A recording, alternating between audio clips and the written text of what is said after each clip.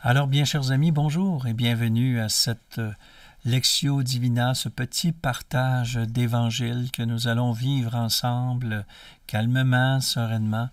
Et donc, les textes de ce deuxième dimanche du Carême de l'année C. Alors, on ouvre ensemble les textes et on centre notre attention sur les passages difficiles de ces lectures-là. Commençons par convoquer celui qui est notre vie, le vivant, et afin que par son esprit, la parole prenne vie en nous. Alors Seigneur Dieu, nous sommes mystérieusement unis par les merveilles de la technologie et nous t'en remercions. Et chacun à notre rythme et en notre temps, nous prenons vraiment quelques instants pour nous arrêter et nous invoquons ton Esprit Saint afin qu'en nous ta parole prenne feu et qu'elle rende fructueuse et nombreuse notre descendance, que nous puissions répondre comme Abraham généreusement à cette alliance que tu nous proposes. Par Jésus le Christ, notre Seigneur. Amen. Le premier texte, Genèse 15, c'est un texte qui témoigne d'une culture vraiment très différente de la nôtre. D'abord, le Seigneur dit à Abraham, « Regarde les étoiles, ta descendance sera aussi nombreuse que les étoiles. » Jusque-là, ça va. Il dit ensuite, prends une génisse, une chèvre, un bélier, une tourterelle et une colombe. Et puis, prépare-les. Donc, et comment on les prépare? On les sépare en deux, puis on met les deux côtés l'un face à l'autre. Donc, ce qui fait comme un chemin entre les morceaux. J'ai le côté gauche le côté droit à ma droite, le côté gauche à ma gauche, etc. Jusque-là, on trouve ça un peu bizarre, mais on ne comprend pas trop pourquoi, mais en tout cas, Abraham fait ça. Puis, là, il doit chasser les rapaces, et là arrive le sommeil mystérieux. Puis là, Abraham vit, tombant dans une frayeur profonde, sombre et profonde, tomba sur lui. Et voici que, dans les ténèbres, une torche, un brasier fumant, une torche enflammée passe entre les morceaux. Et ce jour-là, le Seigneur conclut une alliance avec Abraham en ces termes. Voilà. C'est ça le passage difficile. Comment se fait-il que là, il est dit que le Seigneur conclut une alliance alors qu'il y a une torche, qu'il y a un feu, un brasier qui passe entre les morceaux? Eh bien, ce qu'on ne saisit pas, c'est justement, nous, on est habitués de voir des alliances entre deux pays ou deux compagnies par la signature de contrats.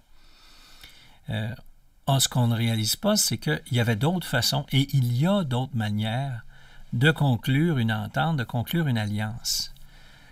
Autrefois, parfois, mon grand-père, par exemple, quand sa parole était donnée, était donnée. Il ne revenait pas sur sa parole, il allait mener à terme ce sur quoi il s'était entendu. Donc, dans certaines cultures, la parole est suffisante. Dans d'autres cultures, des gestes sont posés pour dire « je m'engage à la vie, à la mort », dans cette alliance-là. Et donc, j'accepte, si je ne respecte pas l'alliance, que tu me fasses ce qui arrive à ces animaux. Dans ce cas-ci, là, pour Abraham, dans les alliances qu'il pouvait y avoir à l'époque, l'un des rituels était celui-ci, c'est que les deux personnes qui s'investissaient dans une alliance avaient d'abord partagé égal à égal les animaux, puis marchaient entre les animaux pour signaler que si je ne respecte pas l'alliance, voici ce que tu peux me faire. Donc, me couper en petits morceaux. Donc, c'est pour dire, je tiendrai à cette alliance jusqu'à la défendre par ma vie. C'est ça qui est la signification de ça. Ce qui est particulier de ce geste-là, c'est que normalement, c'est les deux protagonistes qui passent. Dans ce cas-ci, ce n'est qu'un brasier, une torche brasier lumineux qui passe entre les deux. Abraham, lui, ne passe pas entre les deux. Et après ça vient « À ta descendance, je donne le pays que voici, depuis le torrent d'Égypte jusqu'au grand fleuve l'Euphrate. » C'est-à-dire que ce texte-là, c'est l'alliance unilatérale, c'est-à-dire c'est seulement Dieu qui s'engage envers Abraham et sa descendance. Abraham n'a pas besoin d'entrer dans l'alliance, lui, comme on le faisait. Il reçoit une alliance qui lui est offerte par la présence de Dieu, la présence et l'action de Dieu. Et ça, c'est assez extraordinaire de comprendre que Dieu fait les premiers pas. Dieu s'investit, s'engage envers nous avant même d'obtenir de nous une réponse. Nous, c'est une réponse à l'alliance offerte par Dieu. C'est assez extraordinaire théologiquement de parler comme ça, puis Jésus tiendra ce langage-là. C'est qu'il tient à mentionner que le Père est bon pour tout le monde, que lui, de son côté, il s'investit totalement. Et que nous, c'est une réponse à une générosité première. Comme Sainte Claire le disait, « Donne-toi tout entière », elle écrivait à une de ses sœurs, « Donne-toi tout entière à celui qui s'est donné à toi tout entier. » C'est qu'au fond, il y a la reconnaissance que tout ce qu'on peut faire, nous, c'est répondre à quelque chose qui nous est déjà donné. Et c'est pour ça que, à la base de la foi juive et de la foi chrétienne, à la base, c'est une grâce. C'est bien sûr que tant les Juifs que les chrétiens, à un moment donné, peuvent perdre de vue que c'est une grâce. Ils peuvent croire que c'est un privilège, ils peuvent croire qu'ils sont les privilégiés, favorisés sur les autres par rapport aux autres, ce qui est théologiquement inexact. Ce qui veut dire que à travers le temps, des fois, on perd de vue qu'à la base de tout ça, de la foi juive et de la foi chrétienne, c'est une grâce. Et c'est d'ailleurs ce qui a fait, pour saint Paul, qui a fait dévier le judaïsme. C'est à partir du moment où on s'approprie l'alliance et on en fait un jardin non seulement privilégié, mais exclusif. C'est là qu'on se trompe et c'est là que pour Paul, il y a eu une diversion de la part du peuple juif. Et qu'en Jésus-Christ, on rétablissait quelque chose. Et c'est pour ça que pour Paul, dans le chapitre 4 de l'Épître aux Romains, mais ailleurs aussi, là, c'est pour ça qu'il donne toujours Abraham comme modèle pour dire, ben lui, Abraham, il n'était pas dans la loi de Moïse encore. Là. Sa foi a suffi pour qu'il soit reconnu comme juste. Donc, pour saint Paul, c'est clair que la foi suffit, même s'il va dire que c'est important, la loi est importante parce qu'elle nous permet d'abord, elle a un côté pédagogique, elle nous initiait tranquillement à la vie en compagnie de Dieu. Elle avait un côté aussi de révélateur des écarts par rapport à l'alliance. Tu sais, Paul, il est très contrasté, oui, mais il reste que foncièrement, toute sa théologie s'appuie sur la loi. Mais c'est évident qu'il la met en question lorsqu'elle a une place si prépondérante qu'elle devient source pour écraser les autres. Et c'est là vraiment que les gens vont errer, vraiment errer. Là. Alors, on continue avec le psaume 26 dans la Bible, 26 dans le lectionnaire, 27 dans la Bible. Le Seigneur est ma lumière et mon salut, de qui aurais-je crainte? Il est le rempart de ma vie, devant qui tremblerais-je? Là, il y a des gens, j'ai surtout rencontré ça dans le protestantisme, mais il y en a aussi des catholiques, là, à partir du moment où je crois en Dieu, j'aurai plus de problème. Il est mon rempart, puis je vais passer à travers tout comme si de rien n'était, mais En réalité, c'est pas comme ça. Puis si le psaume dit ça, ou si des gens à une certaine époque ont déjà cru ça, ça ne veut pas dire que nous, on va croire ça. Pourquoi? Tel quel, là. C'est que le rempart de Jésus, c'est Dieu, le Père. Mais ça ne l'a pas empêché de vivre la passion. Donc, il faut toujours garder en tête que Jésus, comme modèle de la foi, de la piété filiale bien comprise, c'est que, oui, Dieu est mon rempart. C'est absolument vrai. Parce qu'ultimement, il est victorieux. Mais pas en éliminant la passion, pas en éliminant la souffrance, pas en éliminant les obstacles et les difficultés. C'est en les traversant avec une assurance qu'à long terme, oui, Dieu est rempart de ma vie, mais je peux être atteint, je peux être blessé, je peux être exilé, comme tous les prophètes pratiquement qui sont exilés ou tués. D'annoncer la parole de Dieu peut causer des problèmes et des difficultés. Mais ce n'est pas le fin mot. C'est que la victoire sera tôt ou tard acquise par la suite. Alors, donc là, on se retrouve dans l'Épître aux Philippiens, à chapitre 3, ici. Car je vous l'ai dit souvent et maintenant je le redis en pleurant, beaucoup de gens se conduisent en ennemis de la croix du Christ, en ennemis. Ils vont à leur perte, leur Dieu, c'est leur ventre. Là, ça c'est très important parce que ce que Paul dit ici, là, c'est qu'il y a beaucoup de chrétiens qui se comportent comme si le Christ n'existait pas, comme si la résurrection n'existait pas. Donc, ils mettent en valeur un ici et un maintenant. Je vais profiter de la vie ici, maintenant, puis tant mieux si le Christ est là puis qu'il est miséricordieux, mais ça ne change rien à leur vie, ça ne change rien à leur mode de vie. Ils consacrent toute leur énergie, tout leur temps, à s'occuper de leur ventre ici, pas seulement dans le sens que c'est de la nourriture, même si c'est un élément important, mais à partir du moment où l'objet unique de notre préoccupation, de notre attention, c'est la vie ici-bas, sans aucune visée chrétienne, sans aucun horizon, alors, il n'y a pas de doute, on fait fausse route. Voyez? Et c'est bien ça qui est dit ici, c'est bien ça qu'on trouve dans le texte. Alors, ce qui veut dire que concrètement, si tu mets toute ton énergie dans le monde présent, pour le monde présent, viens pas dire que tu es chrétien. Ça va t'amener constamment à l'encontre du message évangélique.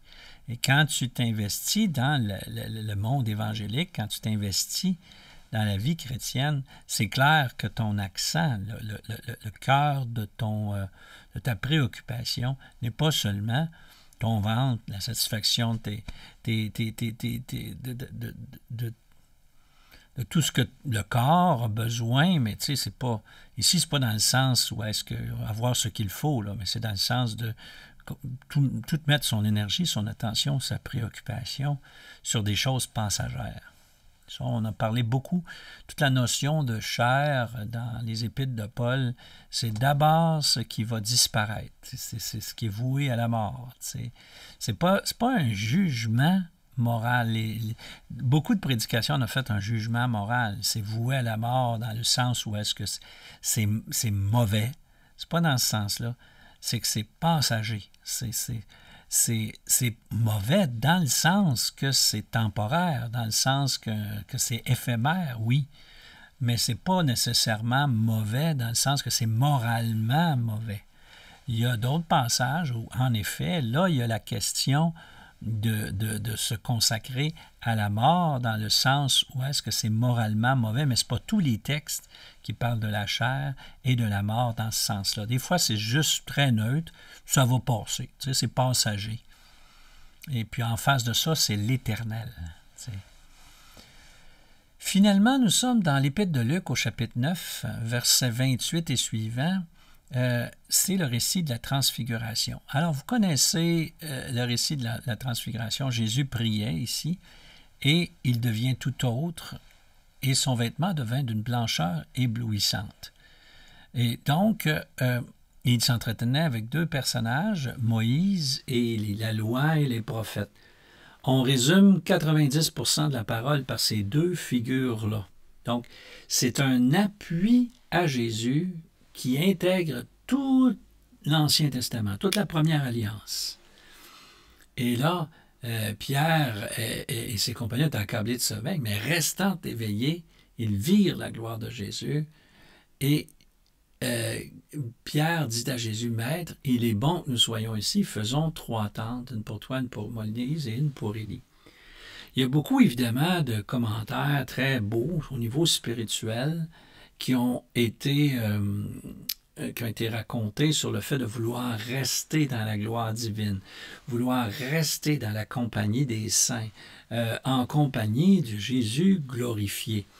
Ce ne sont pas des commentaires qui sont faux, c'est juste pour dire que ce n'est pas l'accent du texte ici. L'accent du texte, c'est cette notion-là que Moïse a été témoin de la nuée dans le désert.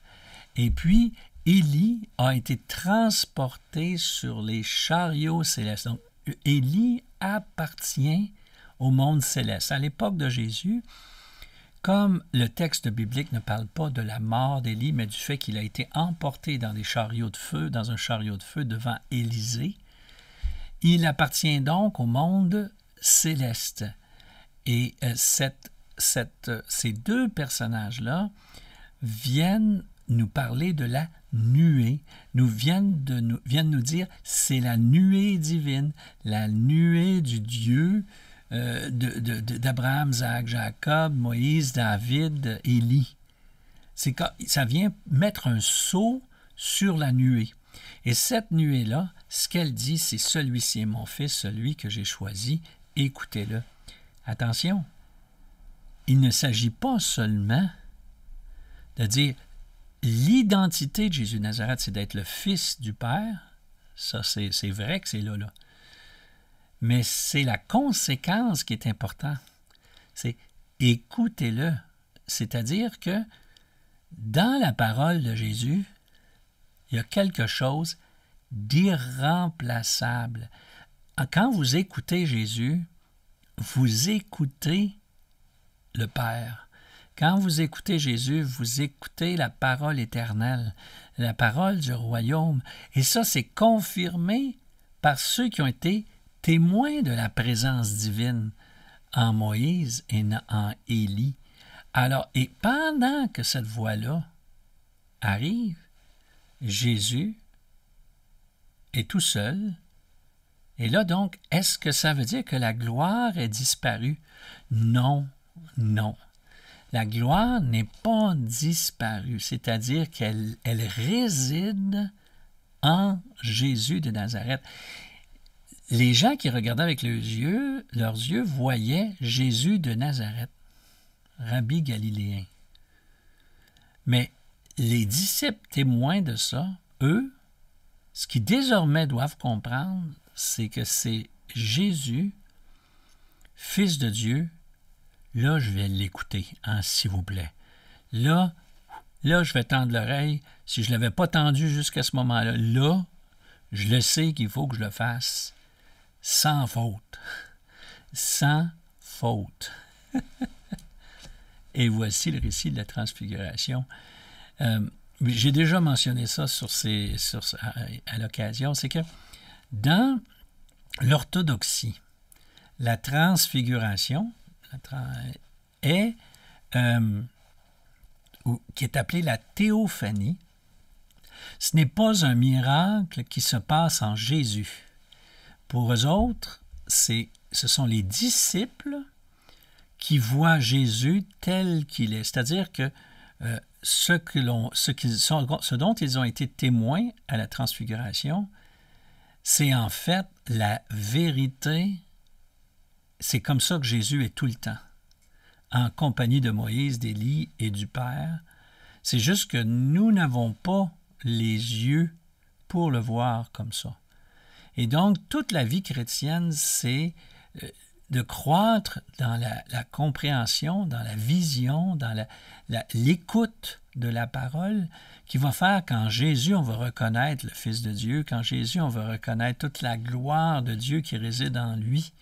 Et donc, pour l'œil humain, c'est encore Jésus de Nazareth, mais pour celui qui voit avec la profondeur de la réalité, comme celle qui est inspirée par l'Esprit Saint, eh bien, va reconnaître en Jésus le Fils bien-aimé qu'il faut que j'écoute de tout mon cœur, porter une attention très particulière parce qu'en lui, il y a quelque chose d'irremplaçable.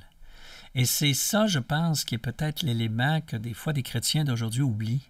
C'est que des fois, on dit, ah ben là, tu sais, Jésus fait partie des grandes figures, religieuses du monde entier. Quand on dit ça, c'est vrai. C'est pas faux, là. Mais il faut que le croyant soit capable de dire aussi, mais c'est pas juste ça. C'est que c'est le Fils bien-aimé du Père. En lui réside la totalité de la parole. Et ça, c'est le credo chrétien qui vient dire ça, bien sûr. Mais quand on dit que la totalité de la parole réside en lui, c'est quelque chose de lourd de conséquences. C'est que c'est pas là, ah ben là, moi je mets la parole de Jésus en face de Bouddha ou de Mahomet ou d'un autre, et puis là je compare. Non, là, ça c'est qu'on n'a pas saisi ce texte-là. C'est que j'accueille la parole de Jésus en tant que fils du Père, et c'est la parole de Jésus qui est la mesure qui me permet, d'un point de vue chrétien, d'évaluer les autres paroles. Il y a quelque chose d'irremplaçable en Jésus. Alors voilà pour cette semaine. Et puis c'est sûr, c'est intriguant un peu cette idée que les disciples ne disent rien avant la résurrection, mais je vais vous inviter à dire, des fois il y a des choses, ça nous prend du temps à apprendre à le dire. Ça, au niveau de notre expérience humaine, des fois des chocs, des choses qui ne sont. Puis, vous savez quoi?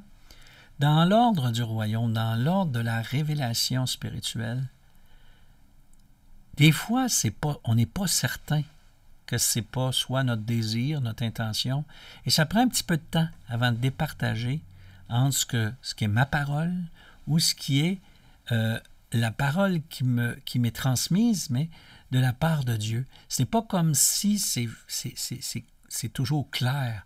Alors, des fois, quand tu vis une expérience spirituelle très puissante, ça prend un peu de temps pour la digérer, mais aussi même pour l'interpréter. Et avec le temps, l'interprétation s'affine et elle devient de plus en plus précise. Alors, c'est comme ça, moi, personnellement, que je comprends ce délai qui est autour de la résurrection. Sur ce, je vous salue. Je vous souhaite une très belle semaine. Allez, à bientôt.